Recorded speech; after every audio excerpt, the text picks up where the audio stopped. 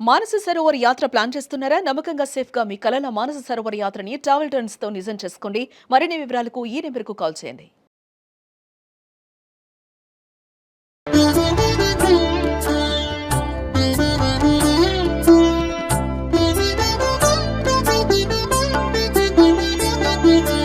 నమస్కారం. మాఘపురాణం 18వ అధ్యాయంలోకి వచ్చాం.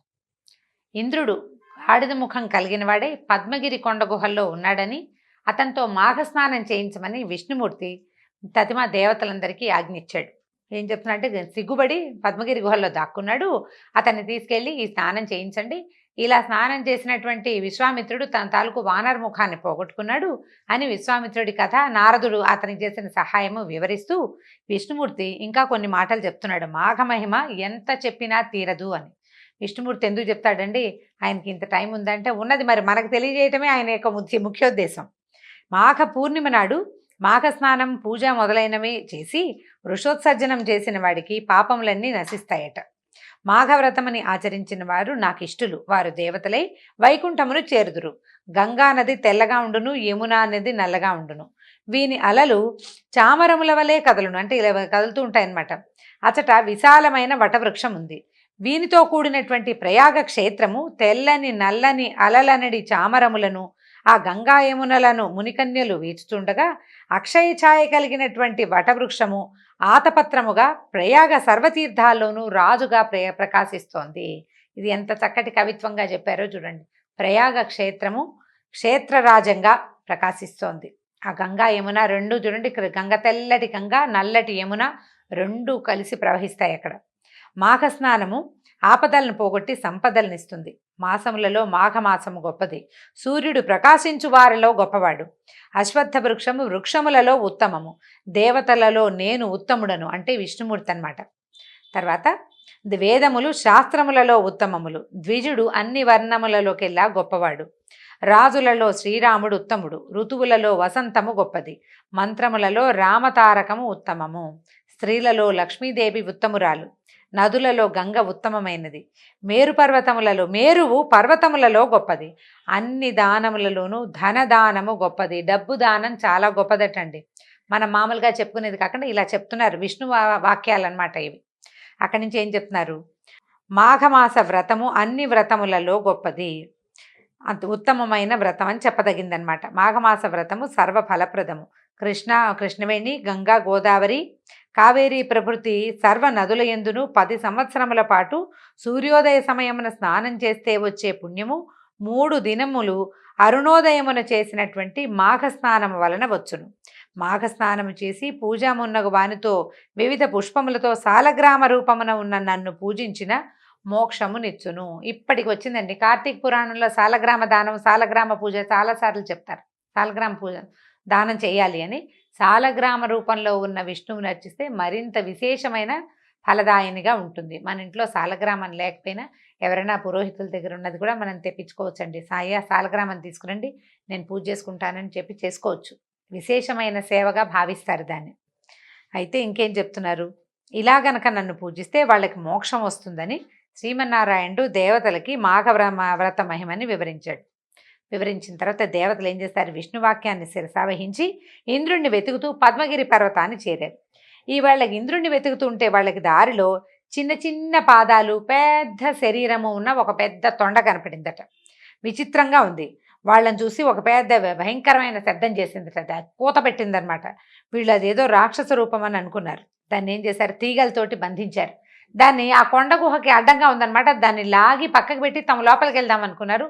దాన్ని కదపలేకపోయారట. అయితే అప్పుడు ఏమనుకున్నారు?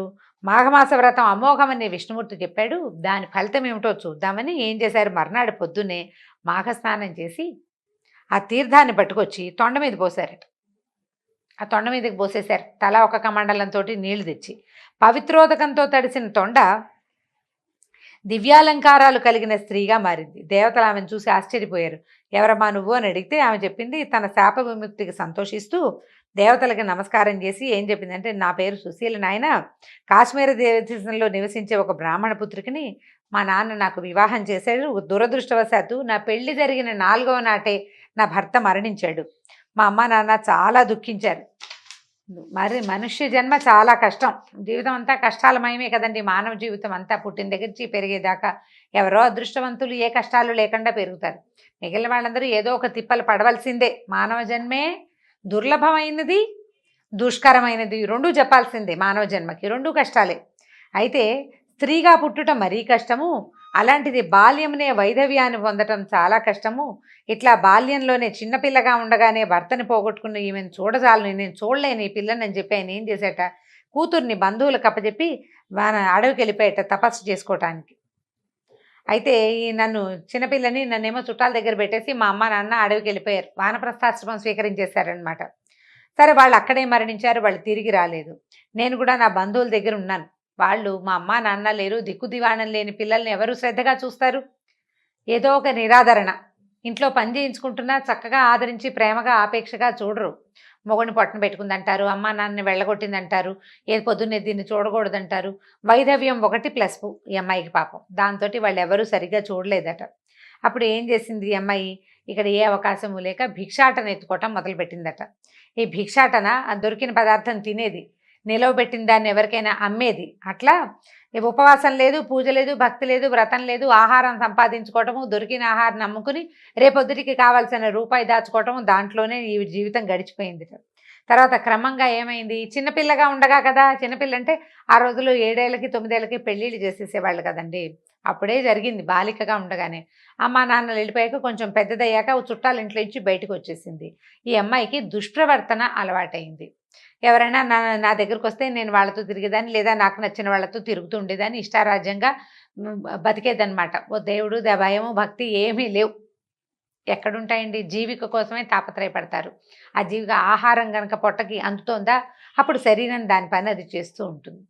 బుద్ధి ఉండాలంటే మనకి బతుకుకి భుక్తి చక్కగా ఉండాలి, అప్పుడు బుద్ధి ఉంటుంది. భుక్తి లేని చోట బుద్ధిని ఎక్స్పెక్ట్ చేయలేకపోతాం, ఎవరి వల్ల కాదది. అయితే పాపం ఇలాంటి పరిస్థితి ఉంది. నేను తర్వాత మరణించాను, నీకు నీతి నియమాలు అవి ఏం లేవు, అనేక దురాచారాలు అనేక దుష్ప్రవర్తనలకి పాల్పడ్డాను నేను. మరణించిన తర్వాత పులి, కోతి, ఎద్దు మొదలైన పెక్కు జంతువుల జన్మల్ని ఎత్తాను నేను. చనిపోయిన తర్వాత ఎన్ని జన్మలో ఎత్తాను, ఎన్నో బాధలు పడ్డాను. కిందటి జన్మలో ఒకనాటి జన్మలో 5 దినముల కిందటి ఆహారాన్ని ఆకలి కలిగిన వాడికి పెట్టాను నేను. 5 దినాల కిందటి ఆహారం అంటే నిలవున్న ఆహారమైనా ఎవరికైనా ఆకున్న వాడికి పెడితే వాడికి ఒక ఫలితం దొరుకుతుంది, ఒక మంచిది.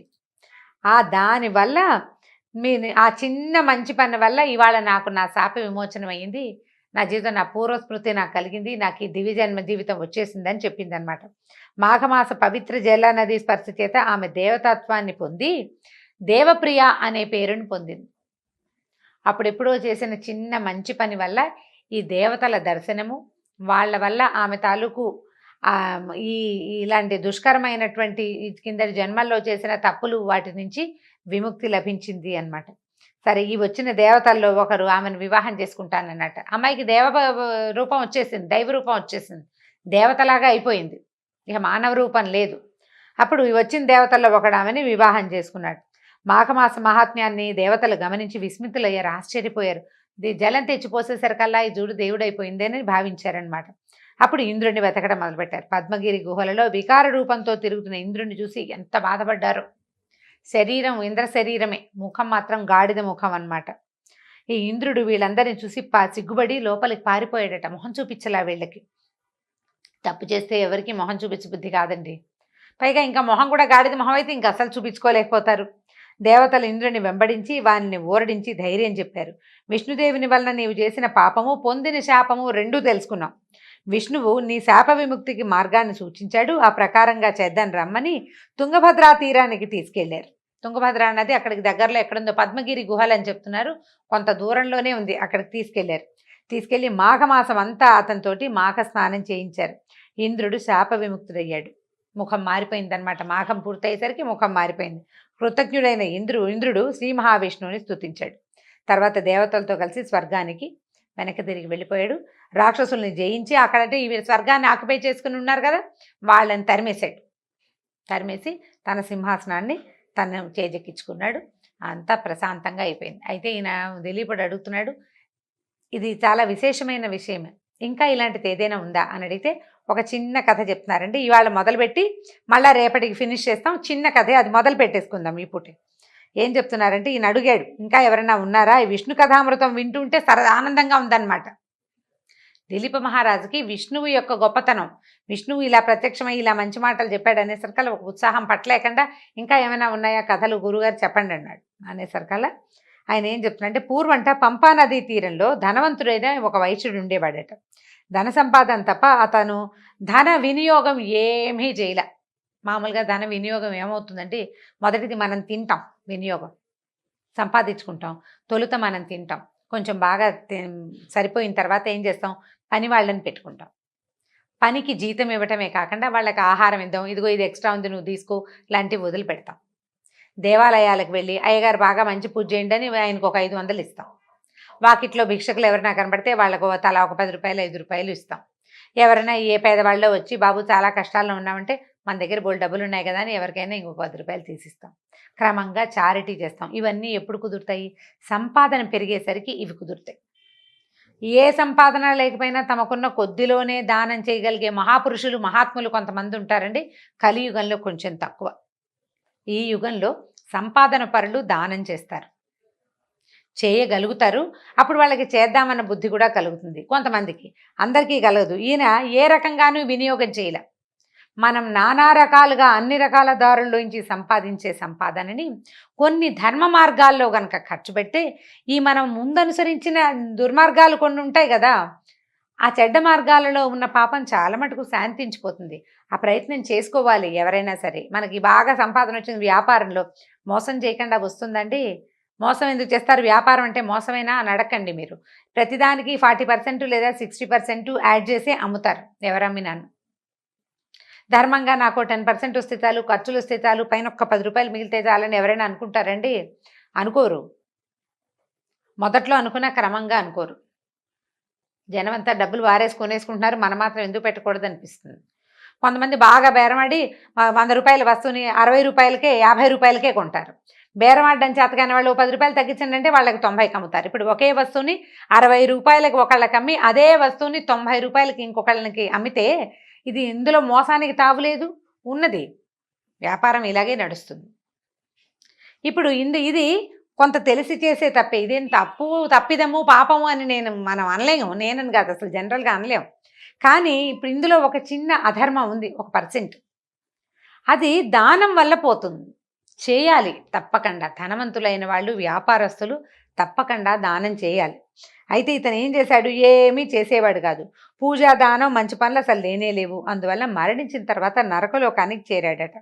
అక్కడ కొంతకాలం ఉన్నాక, అంటే ఆ బావి తీరాక ఒక భూలోకంలో ఒక దరిద్రుడిగా జన్మించాడు. దరిద్రుడు ధనం లేనివాడు మరిన్ని పాపకార్యాలు చేస్తాడు, ఎన్నో పాపాలు చేశాడు. అప్పుడు మరణించి పిశాచమై పంపానదీ తీరంలో మర్రి చెట్టు మీద కూర్చుని అక్కడ దారిపోయే వాళ్ళని పీడిస్తూ ఉండేవాడట. వశిష్ఠ మహర్షి ఆ ప్రాంతానికి శిష్యులతో వచ్చి మర్రి చెట్టు సమీపంలో నివసించి మాఘస్నానము, పూజ మొదలైనవి చేస్తున్నారు. పంపా నదిలో స్నానం చేస్తున్నారనమాట. శిష్యులకు మాఘమాస మహాత్మ్యాన్ని వివరిస్తున్నారు. ఆయన మాఘమాస మహిమని వివరిస్తూ, మాఘస్నానం చేసిన వారి సర్వపాపాలు సూర్యోదయానికి చీకట్లు నశించినట్టుగా నశిస్తాయి, మాఘస్నానం చేయనివాడు నరకానికి పోతాడు అంటూ మాఘమాస వ్రతాన్ని చేయవలసిన విధానాన్ని, తర్వాత చేయుట వలన వచ్చే శుభాలు, చేయకపోవటం వల్ల వచ్చే అశుభాలు రెండింటినీ వివరించి చెప్తున్నాడట. ఆ సమయంలో ఆ పిశాచ రూపం ఆ చెట్టు మించి ఢామని కింద పడింది. కింద పడేసరికల్లా అప్పుడు ఈయన ఏం చేశాడు, పిశాచం కింద పడి, అంటే శక్తి ఉడికిపోయింది అనమాట. పైనే పట్టుకుని వేళ్లాటల పట్టుదప్పి పడిపోయి వశిష్ఠ మహర్షికి నమస్కరించి తన పూర్వ చరిత్రని వివరించిందట. అప్పుడు వశిష్ఠ మహర్షి మంత్రోదకాన్ని వాడి మీద చల్లి పంపాజలంలో మాఘస్నానం వాడితోటి చేయించారు. అయితే వశిష్ఠుడు చెప్పినటువంటి శ్రీహరి కథలను వినడం వల్ల, మాఘ స్నానం వల్ల వాడి పిశాచ రూపం పోయి దివ్య రూపం వచ్చింది. మాధవుని అనుగ్రహం వల్ల ఇతను వైకుంఠానికి చేరాడు. చిన్న కథే గబగబా చెప్పేశామండి. రేపు ఇంకో కథతోటి మళ్ళీ కలుసుకుందాం. ఇంతటితో 18వ అధ్యాయం సమాప్తం. నమస్కారం.